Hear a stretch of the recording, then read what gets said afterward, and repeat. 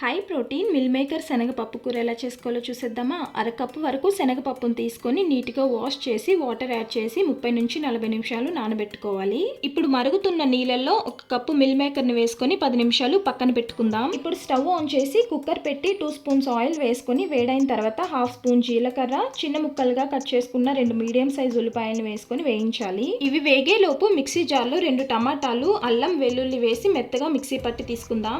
ఉల్లిపాయ ముక్కలు బాగా వేగిన తర్వాత 2 రెమ్మల కరివేపాకు, మిక్సీ పట్టిన టమాటా పేస్ట్ వేసుకొని అల్లం వెల్లుల్లి పచ్చివాసన పోయేంత వరకు వేగిన తర్వాత రుచికి సరిపడా ఉప్పు, పసుపు, కారం, ధనియాల పొడి, కొద్దిగా గరం మసాలా కూడా వేసుకొని మసాలాలన్నీ కలిసి కొంచెం సేపు వేగిన తర్వాత కొద్దిగా వాటర్ యాడ్ చేసుకొని 2 మినిట్స్ కుక్ చేసుకుందాం. ఇప్పుడు నానబెట్టుకున్న శనగపప్పుని వాటర్ అన్ని స్క్వీజ్ చేసుకున్న మిల్ మేకర్ని కుక్కర్లో వేసుకొని కలుపుతూ కొంచెం సేపు ఆయిల్లో వేగిన తర్వాత 2 కప్పులు వాటర్ని వేసుకొని కలిపి కుక్కర్ మూత పెట్టి 2 విజిల్ వేయించాలి. ప్రెషర్ అంతా రిలీజ్ అయిన తర్వాత కుక్కర్ మూత తీసి ఫైనల్గా కొత్తిమీర వేసుకొని కలుపుకుంటే మన టేస్టీ శనగపప్పు మిల్ మేకర్ కర్రీ రెడీ అయిపోయింది. Please subscribe.